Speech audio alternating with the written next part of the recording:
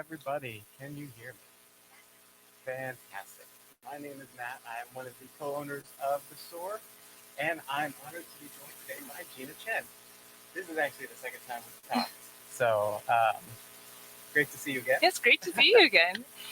Gina is the debut author of Violet Made of Thorns, which we're all here to celebrate today, and you're a longtime customer of the store. Yes, I am. I'm really excited to be on this side of the table. Yeah, you've attended a lot of events. I have, yeah. So how weird is this to you? It is actually, it's really weird. I actually recognize a lot of you in the audience. I'm like, oh yeah, I've sat next to you guys. And I never really thought I'd be like up here with my book. Many versions of my book actually out here. Well, you want to tell us about some of the versions here? Oh yeah, so this is a version you can buy in the US and directly from Mysterious Galaxy. You can get it signed and personalized if you want. This is the UK edition from Hodder. It's absolutely gorgeous. And then this is the Owl Crate edition, which I'm going to share like really nice editions of. But this is like the outside. And then, I don't know, can people online see this? Okay, cool. And then this is like the inside of it.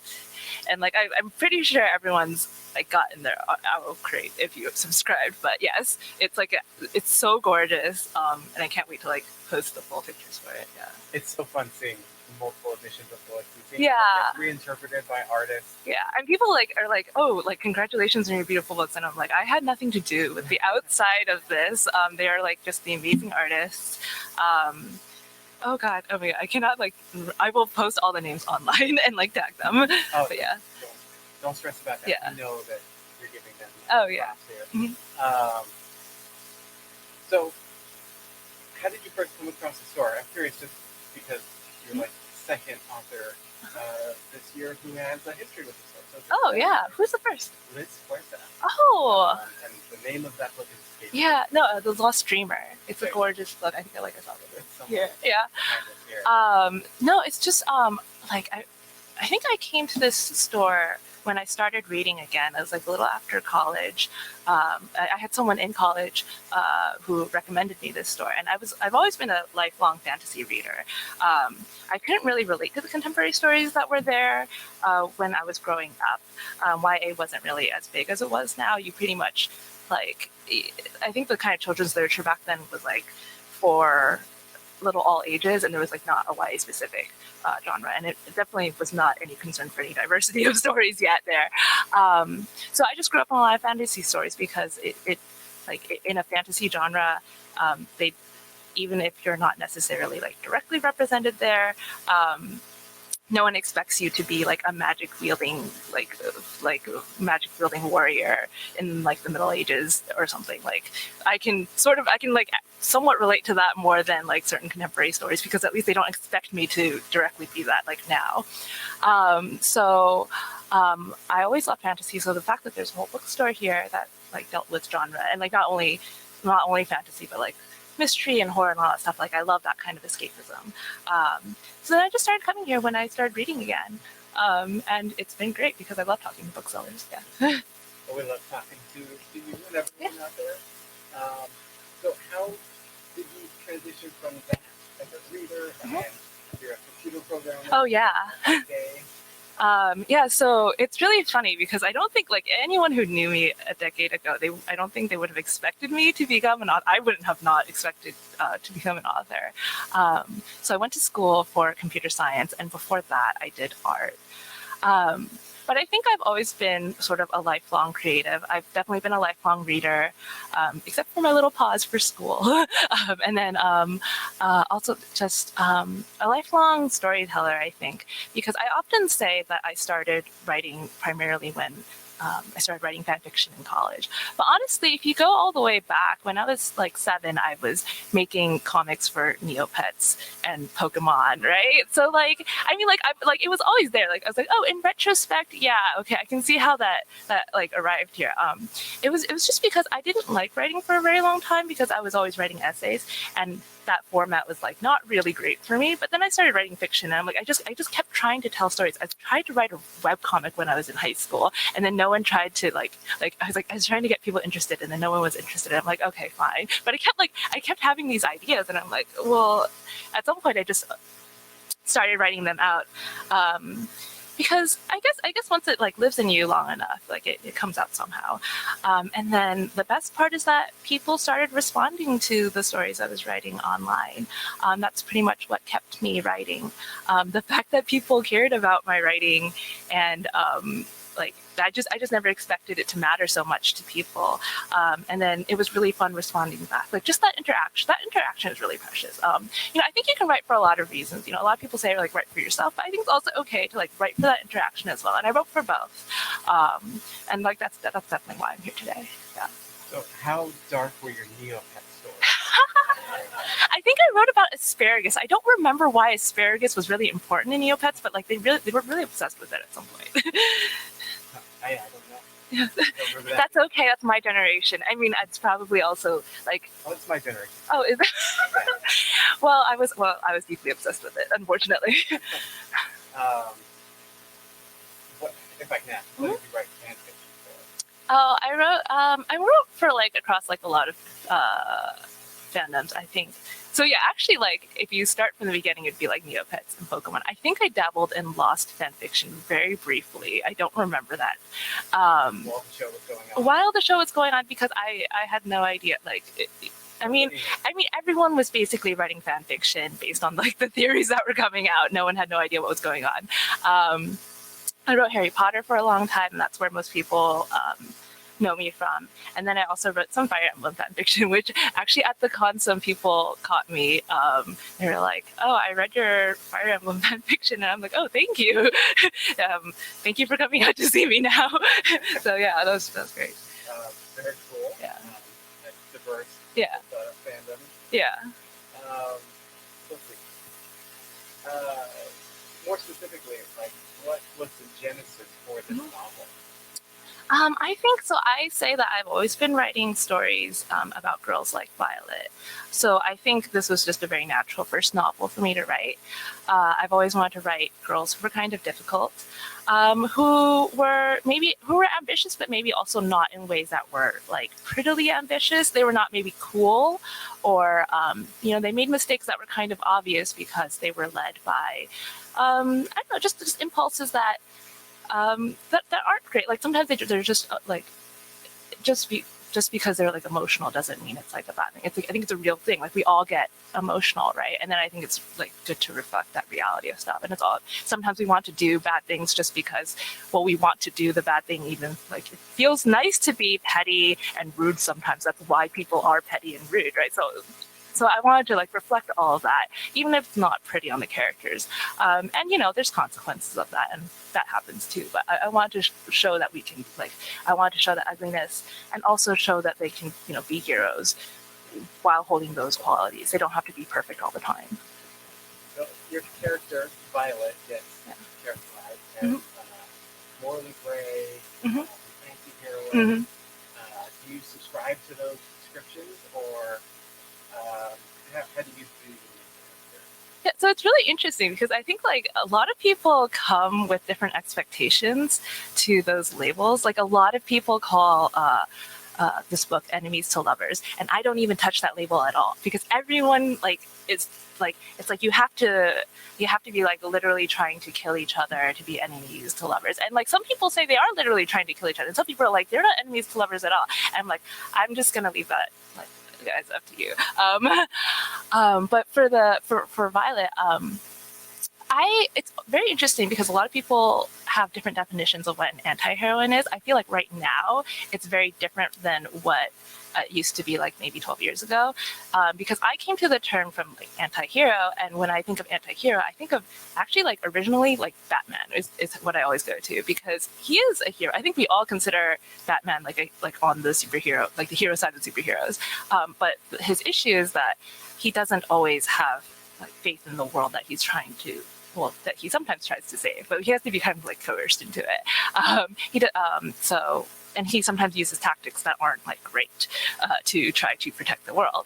So that's the way I view anti-heroine as well. Violet is supposed to be like Violet is like trying to be a good person. It's just that she doesn't really quite believe the world is worthy or the world can change in that way. So a lot of the book is about her struggles to be a hero, despite not really believing that it's worth her time or that she can change in that way. So that's how I view her as an anti-heroine. And I would leave like the other kind of definitions to the reader. I like a lot of people ask me about what I think about like the specific parts of the story, but I would rather leave that part to readers to interpret to themselves, and whatever they take away from it, like I think that's precious to them, and I want them to I want them to interpret that as they wish. Yeah. The author is dead. Yeah. Still here. I'm quite alive. Yes. So this, I assume, was written during the pandemic. No, actually, it sold like right before the pandemic.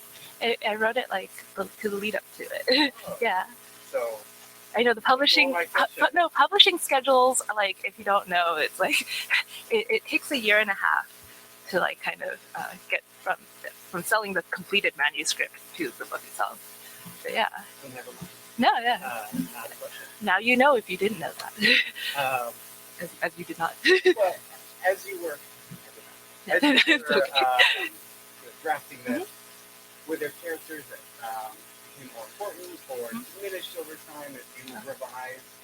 Yeah, I think I think the king especially changed a lot as I revised, and I think Violet's relationship with the king, who's sort of like a father figure to her, while being a literal father to Cyrus, her love interest and her sort of enemy, was really interesting because she kind of feels like the favorite child between the two, but that also comes with difficult choices that she has to make because she likes being that favorite child. And what happens if she disobeys or does something that he isn't quite proud of? And I think that relationship reflects a lot of the difficulties we have moving away from the kind of values that we grew up with. Because we all had like many different guardian figures in our life, and they can be flawed, and they have their own reasons for those flaws. And they're only human. But that also means that we may not be raised to be generous, or thinking of thinking well of the community or something like that, or just trying to look out for yourself, and the king is a big reason why Violet looks out for herself, because he's responsible for this world where greedy people kind of get away with the stuff that they do. So yeah, I think that's probably one of the characters that changed the most, because I realized, because originally he was just sort of there. He was just the king. He made like things in the kingdom happen. So then when I built this fatherly relationship with her, I understood, okay, this is why it's so hard for her to make certain choices, even though in her heart she wants to do them. Not only is she contending with sort of the parental and court instinct, she's also fighting against destiny, right? Yeah. So was it hard writing a book where destiny is so... Oh yeah. I mean, but it's hard writing a book no matter what. Like, I think the hardest part about writing the book is trying. You have to be more clever than the characters in the book. You have to write the schemes they're scheming, and I'm not really sure what they're scheming when I start out. But it was really fun coming up with the different prophecies I had in the book, and like coming up with the little rhymes. So that part was really fun. And then I was like, okay, now I had to make this like make sense within the book. Sometimes I did it the wrong way around, but it's okay. I got them all in the end. But it's also, I think, like, even despite that, I think it was also nice to have a prophecy to ground you, to always go back to. I was like, okay, at the end of the day, this thing I wrote in the beginning with blood, roses, and war, that has to happen by the end. And I think it's also really, I think it makes the epilogue really fun if you've gotten to the epilogue. The epilogue is one of my favorite parts because of just how it kind of completes the book. Although there's another book coming. But yeah, I kind of like that feeling, because I also wanted to make sure this book felt kind of like a standalone, which I think I succeeded in, because a lot of people told me, it's like, oh, it's like a standalone. I'm like, yeah, ish. So, Violet comes to this not dealing with all of that sort of baggage and you describe her as a prophet and a liar. Things that morally gray all of the characters. But at the same time, the world that she lives in is very morally gray, right? Greedy people get away with it. People have glamours that make them not to be their heart. And then there's also this background of colonialism and civilization, nature. How did you weave those elements into some kind of broader story elements without making it feel like moralizing? I definitely wanted to reflect, obviously, our reality in different ways. Like, these are all things that exist, and these are the things that build our world today, right? So Avani is sort of this, the illusion is that it's this fairy tale kingdom, and it's sort of supposed to reflect all the fairy tale happily ever after kind of Disney-fied stories out there. But in it's okay if you want your escapism, but I think in reality, something is making that kingdom idyllic, and it's probably something bad. It's probably colonialism. You're probably raiding some forests for their resources. And my focus first was making this a fun escapist book, but so I didn't want to focus too much on the weary details of it. But I think also I wanted to build a world that recognized that these things were happening, and but like the world we live in, there is joy and there is love despite all the bad things happening. So I guess the balance there is what the book ultimately decides to focus on. It is, I think it's a love story, and I think it's a story of hope. It's a story of change on an individual scale, even if you don't necessarily save the world or fix all of it. I'm a big believer in I really love stories like that, because I think surviving is a really interesting conflict. Violet does kind of have to save the world, but I think the most interesting part is just making a world that is survivable, and her just trying to carve out her place, even if this world is kind of ugly.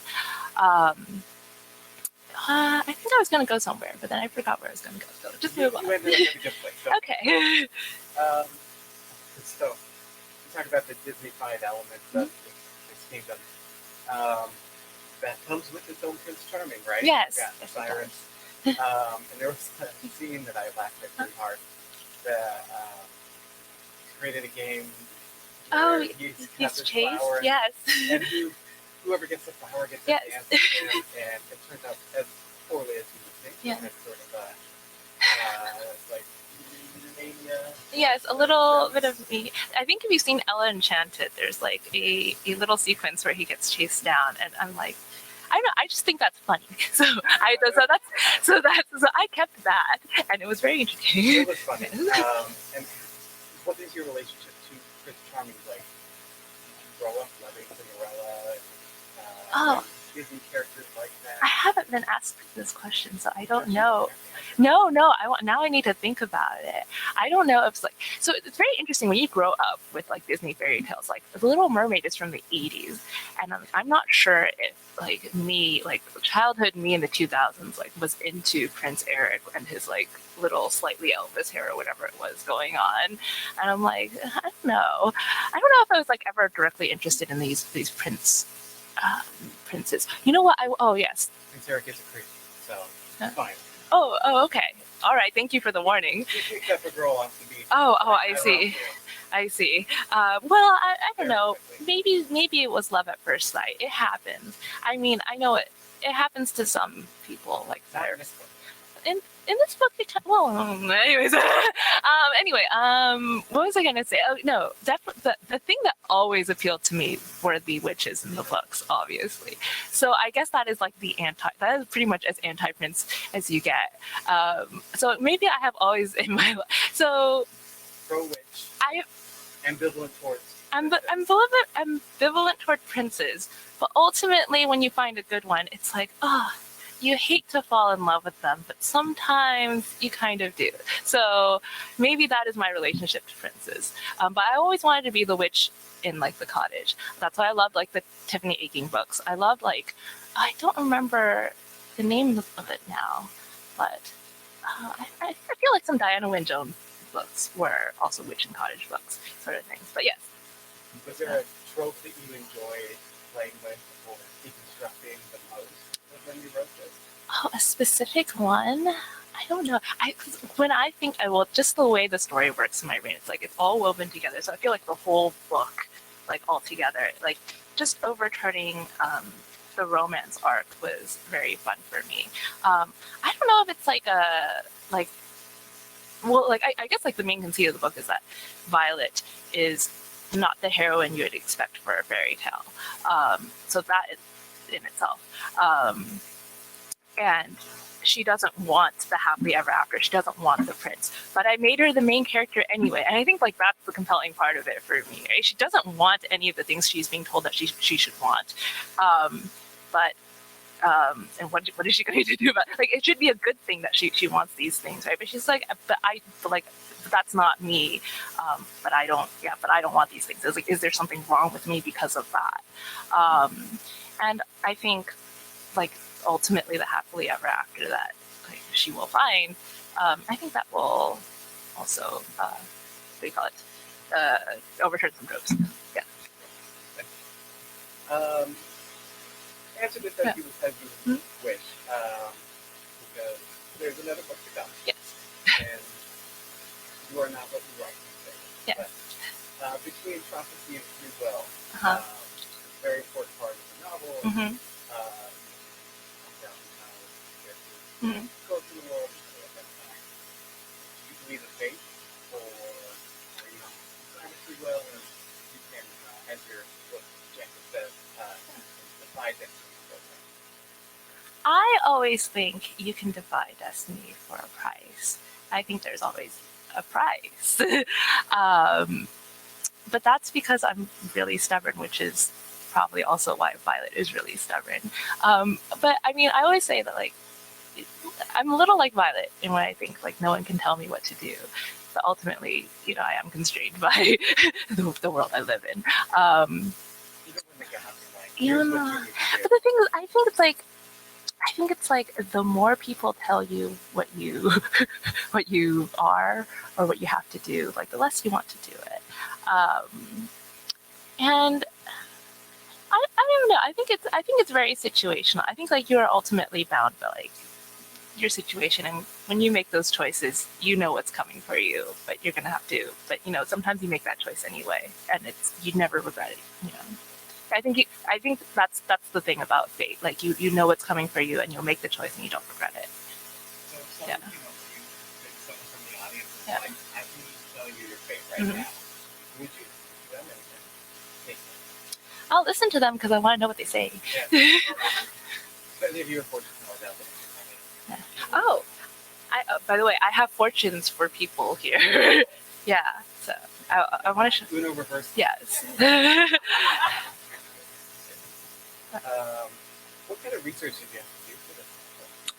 So it's been so long because I wrote it before the pandemic, and I barely remember what happened in the pandemic. Whenever I'm asked this question, I'm like, what research did I do? And like I remember, like it's very scattered details from various points in history for me because it is like an anachronistic novel. I intentionally tried to pull from like various different sources that were around the same time area. Avigny is like loosely French and Italian based in like aesthetic, and I made like the garden, which a lot of the stuff is set in, is like a French garden ish.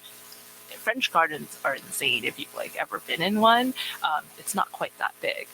So that's like the one research like I always try to remember.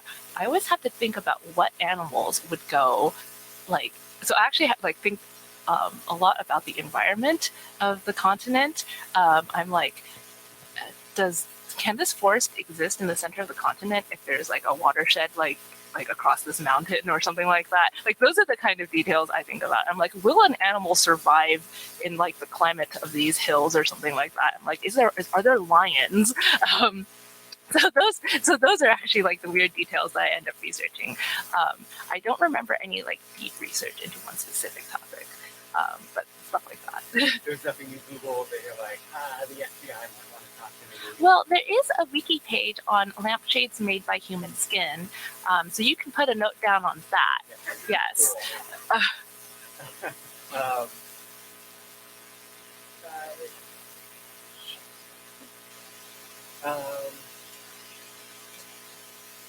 Let's go rapid fire, and then we will Oh no. open it up. You got 10 seconds. Oh no. Well, that's No, I'm not. just kidding.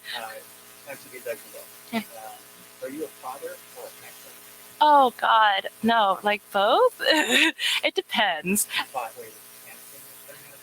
No, it's like I just swap in between because sometimes like, okay, so I'm trying to be better about outlining because that like organizes everything.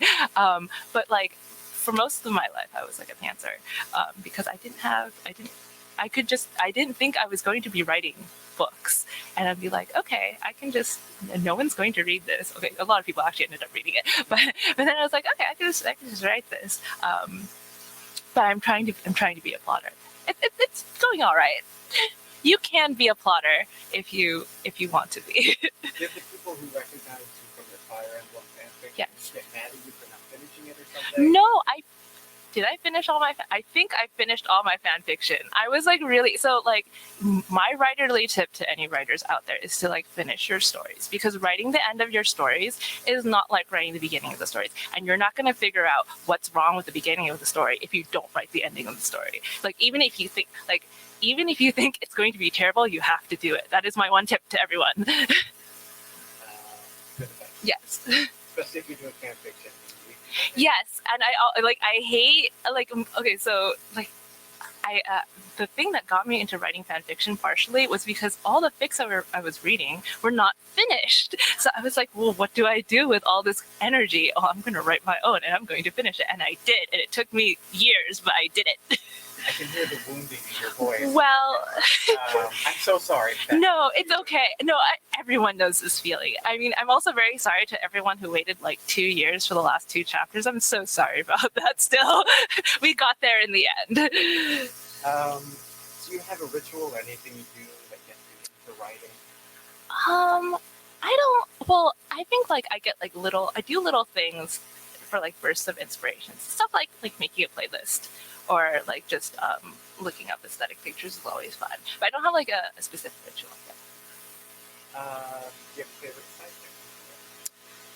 I really like Dante. I hope everyone likes Dante. He's fun. Who do you wish had more page time? I really like Dante. I wish he had more page time. Were there any scenes that got cut? Oh, I don't remember. The thing about writing a book and like revising a book a lot is that I don't remember like what I cut and what I made it in at some point. What did I cut that? No, you know what? I think everything that got cut, I'm like, you know what? It should have gotten cut. I think I'm like happy with what made it in the final book. Yeah. Is there a particular snack or beverage that you have to have while writing? It's part of the ritual question, but more specific. I love cut fruit. This is very immigrant child of me, but I love cut fruit. Yeah. We have a stand today. Ooh. I mean, if you're in California, we're like so lucky. We're so lucky. What is... Answer this as you go. This is being broadcast. Okay. So Hello. I'm recorded. What is your most controversial authorial or literary? You can't just. Can you give me like something that's so broad? I'm like trying to think of like what will not get me guillotined but like will be interesting to say. Prince Eric from Little Mermaid is a creep. I don't have enough feelings about Prince Eric to call him a creep, but I think you do, which I'm like, I support. I shouldn't pick up people from the beach. Married it. I don't know. feel like that's a pretty reasonable perspective. I don't think this is like controversial, but I feel like for some reason the author is dead is getting like controversial nowadays, just because everyone wants to ask what did you intend from the author and stuff. And I'm like, guys, this is your book now. I don't care what I think. I care what you. Well, I don't even care what you think, because I think that should be like personal to you, actually. So like. Our Twitter, yeah. Gina Chen does not care. But please don't tag me in it. But I think yeah, you're free to interpret the book as you wish. Leave me out of it. It's okay. And it's okay. Also, I think it's like perfectly fine if you don't like the book.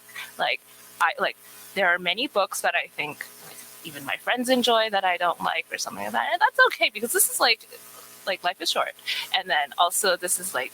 The media we consume is very personal to ourselves, and we all approach it in different ways. And it's like perfectly fine if you don't relate to the book, don't like it, or something like that. If you bought it anyway, thank you so much for supporting me. I think that's different. Supporting the author, versus even if you don't like the book, actually thank you so much. You're so thoughtful. And I think that's fine. Yeah. Okay.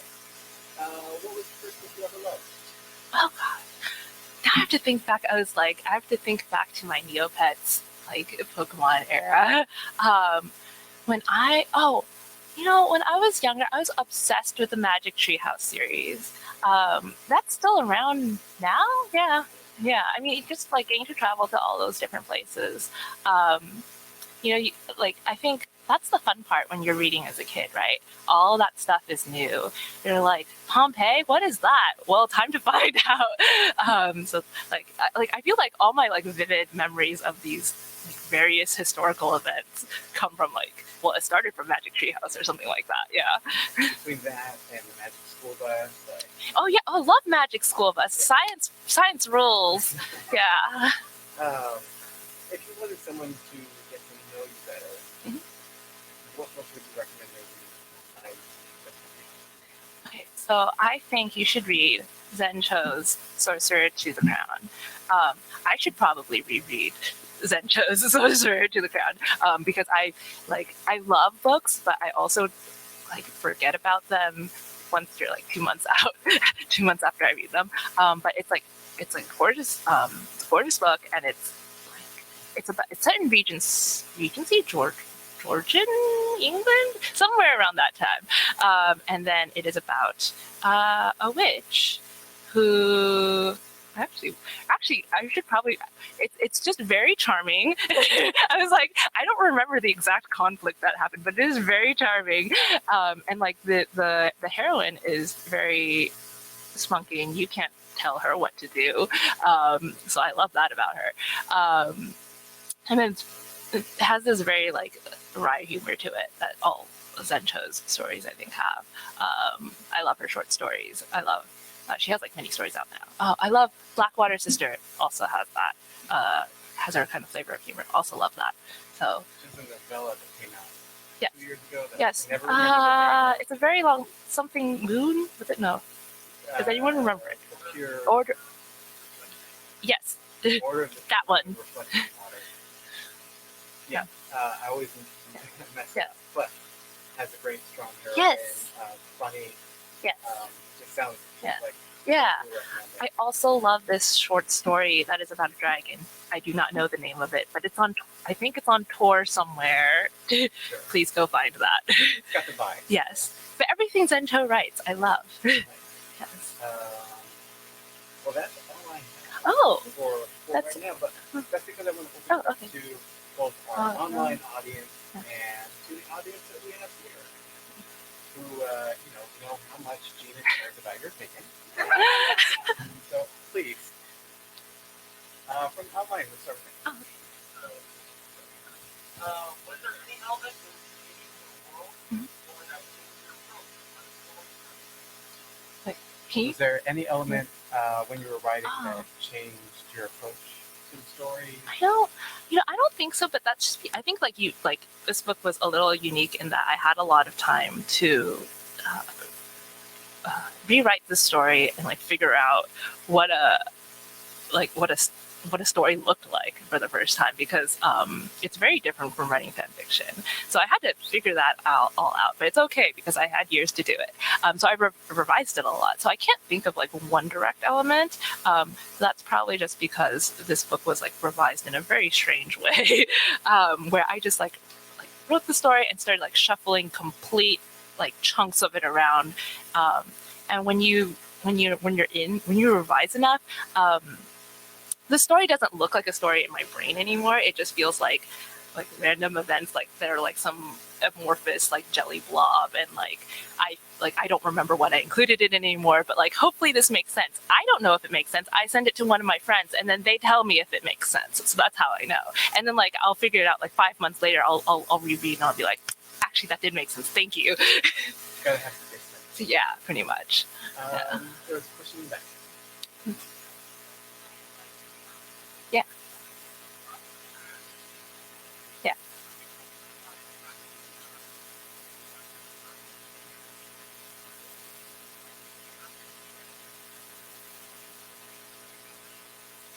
So the prophecy is like I could kind of tweak to be more specific as I needed to be, but like the core of the prophecy always stayed the same. I was like, oh, the prince is gonna die. The kingdom has something bad, like something bad is going to happen to the kingdom.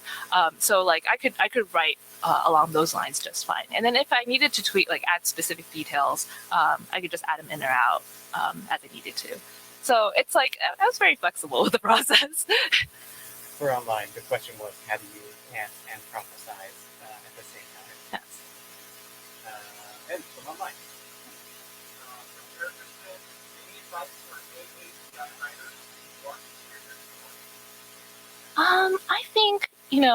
I think just continue writing the stories of your heart.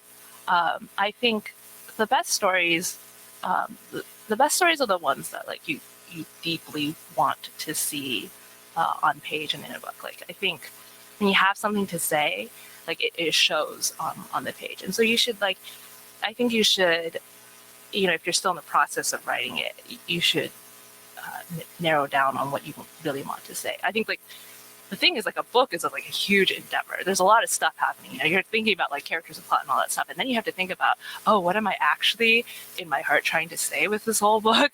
So you have a lot of time. You can figure that out. But I think like when you figure out that like that nugget of truth, that deep heart feeling you have, don't shy away from that. I think that's the most important part of it. Because if you just start if you listen too much to like external advice, or if you try to write too much like other books or like your comps or whatever, it's just going to end up sort of making everything like lukewarm. You should focus in on the specific things that you want to say, and don't think about like. Be specific also. Like if you're an AAPI author writing for an AAPI audience specifically, think about that specific audience as well. Like with Violet, I always think, I don't need everyone to like her, but that's fine. I didn't write her for everyone. There are people who love her. I'm like, thank you. Like that, you're who I wrote it for. And that's okay. Yeah.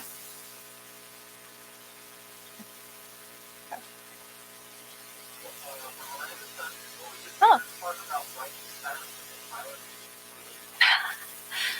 Well, of course, I love writing the back and forth. That's always really fun to write.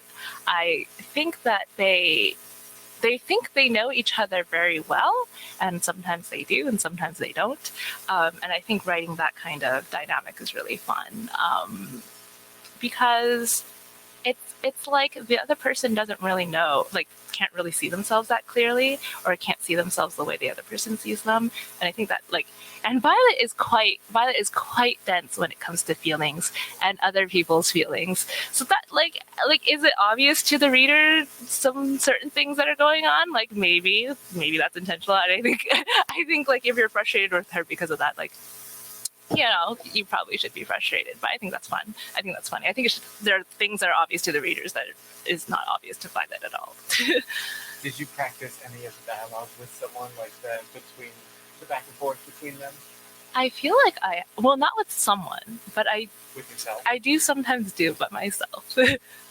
How fun was that, or did you feel like I hoped no one else was in the vicinity. I would do kind of very quietly, I feel like whisper. I would whisper very loudly in the room, hoping it did not go through the walls. Have you listened to the audiobook? So the audiobooks are amazing. Emily Wu Zeller did the US one. I have not had the chance to hear it yet. And then there's a Jasmine Bays who did the UK. So sweet. And she did it with accents and stuff, and that's going to be really exciting here. However, I do not have an audiobook attention span, so I'm going to listen to as much of it as I can, but I actually cannot process prose very well. But I'm so excited for people to hear it because I know it sounds amazing. But I will learn to listen to an audiobook. I just love hearing really rapid fire banter in audiobooks. I don't have the attention span for regular books. Mm-hmm. The reverse. Yeah. They're stories either way. It's I always think it's really great and accessible for people. It's just that unfortunately it is actually specifically inaccessible to me. So, but it's amazing. Yeah. Should Nick have more questions?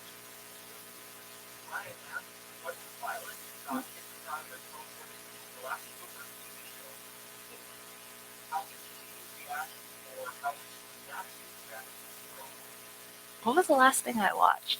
Oh, well, I mean, it was Love and Friendship. It could also be Going 17. No, she would do fine in Love and Friendship. That's that's the adaptation of the Jane Austen novella that never got finished. It's great. It has Kate Beckinsale in it. She's badass. Yeah. She gets her way. She would probably. Kate Beckinsale's character would probably take Violet under her wing, or maybe probably use her, actually. I don't think Violet can, Violet's a little too underbaked. She's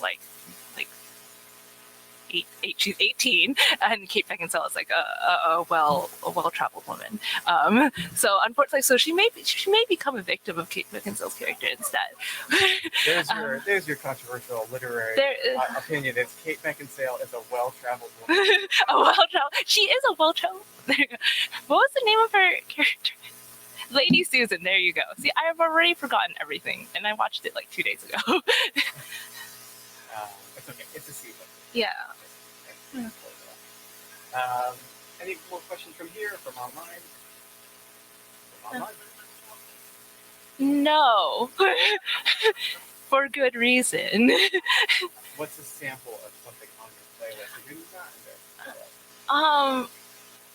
embarrassed. No, I'm not embarrassed. No, I always think of Suri's Fairy Tale for Violet a lot right now.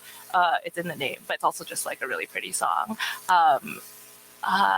Let's see. I think about the Fall Out Boy song, Just One Yesterday, which is a Violet Cyrus song. It's a very good, tension-filled, dynamic song. I will make some public playlists though. I should do that. That's good author content. But I will probably take out some of these songs first.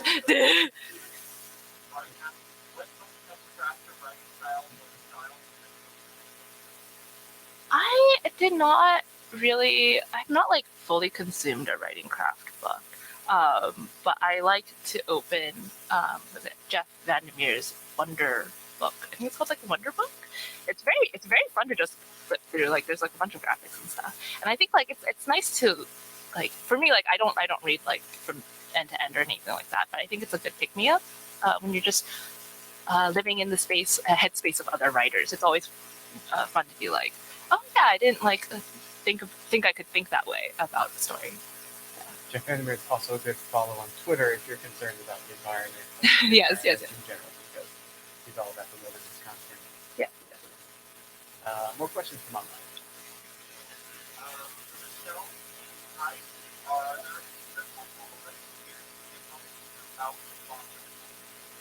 Personal roles. I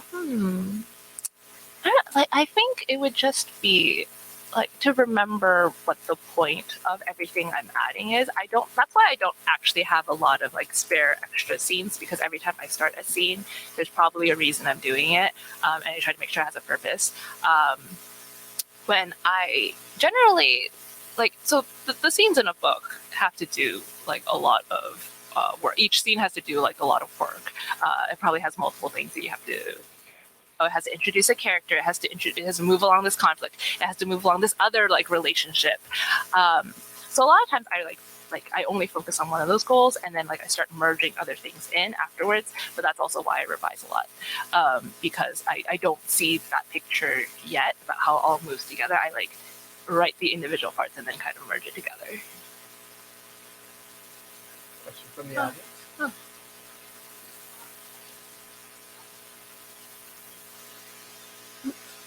Who doesn't get writer's block? No, I think at some point, like it's the way I tackle writer's block is like maybe not the healthiest way, which is like eventually you just have to write it. But like I think like the nice thing about an outline is that you can kind of skip around, which I was not able to do before. So I think like writing something completely different is probably my go-to. I like to write a couple chapters at a time. So sometimes I just skip ahead a couple, because like then it's like not too far from where you were trying to originally write. I think there's a specific name for this technique. It's like, it has something to do with light, flashlight, something. But it's like you only look a few chapters ahead while you write, so that like if you need to write chronologically, you kind of pretty much are still writing chronologically. No, I don't remember what it was, but there's a term for it. People who know will tell me.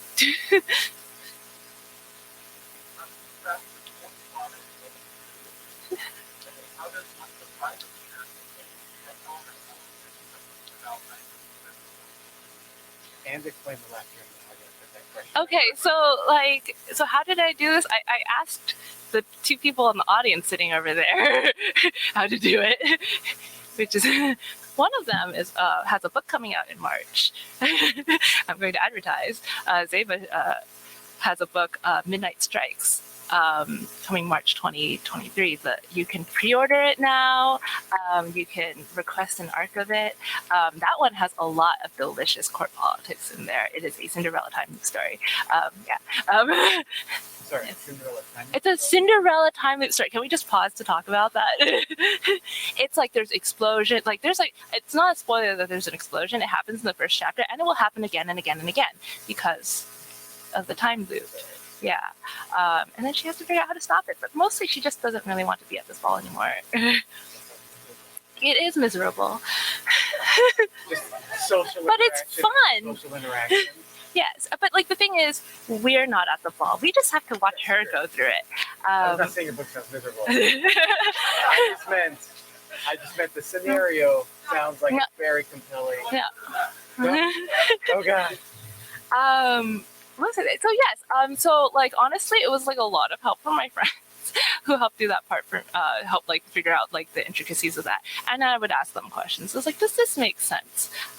Please hold my hand while I'm doing this, because I'm not like, well, also like while I'm in the like a big giant blob amoeba of the plot, I had no idea honestly anything was making sense. So that's thank you for that. Friends are good. Yeah. So let's see. Well, yeah, and I think like ultimately it's like the world building where I tried to go back to like the things that we could we could relate to in our world, because I think like that's sort of like the most important part of the story for me. It was like that's why I sometimes say like this is a little bit like a contemporary story, but it just happens to be in a fantasy world. I've like the things that are directly affecting Violet are what matters most, and her feelings toward what's happening in the world and how she wants to like and what place she wants to be in the world, in a world like this.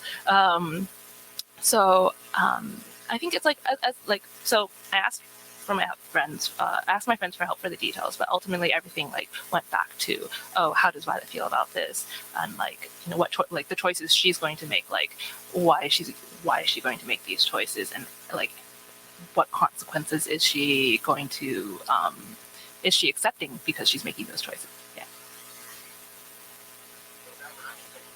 Oh.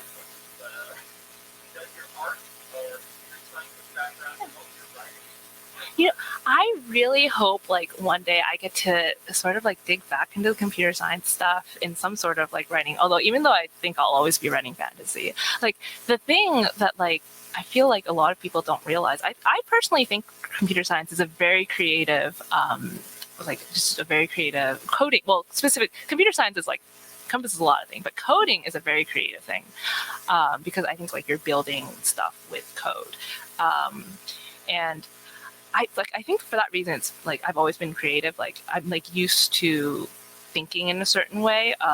The way when I started writing, even though there's a learning curve to writing, I had gone through all that like 10 years earlier when I started learning like Photoshop, because I was trying to make graphics for Neopets, like those little adoptables, and like that, like I struggled through that, but I was like 12 and I had time, so I was like, okay, it's fine.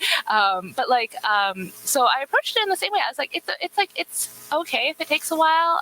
It's okay if, you know, I don't get it right now. I'll get it in like 6 months. So, but like, I think like once you like pick up a creative hobby like that, like, and you have that attitude, like that's really the most helpful part. It's just knowing that like you'll get over that hill if you really want to like continue doing that. Yeah, that's it.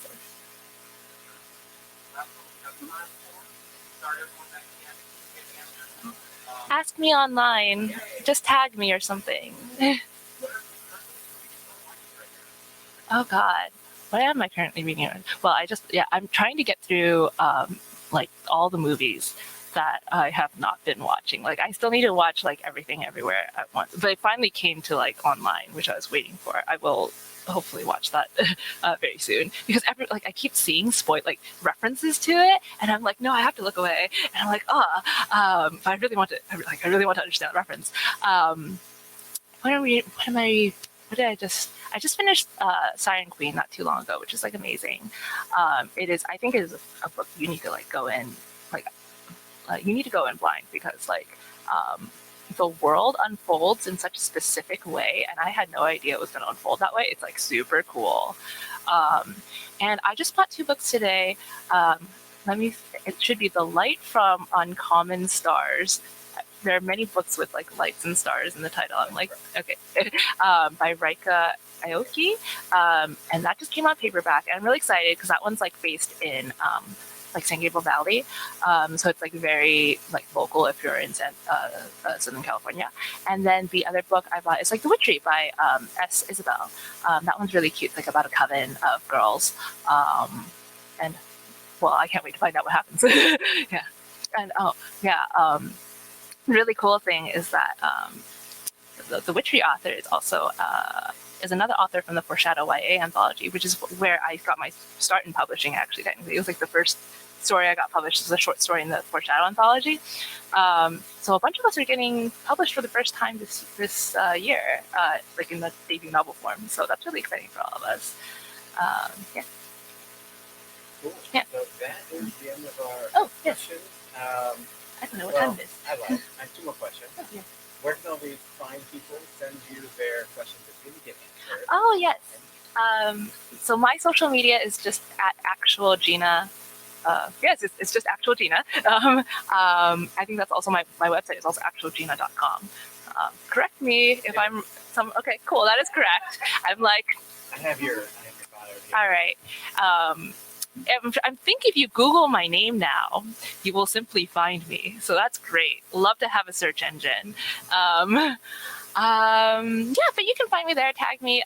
My notifications are like terrible right now. So if you tag me right now, I may actually accidentally ignore you. So sorry if I do. Are you mostly on Instagram or Twitter?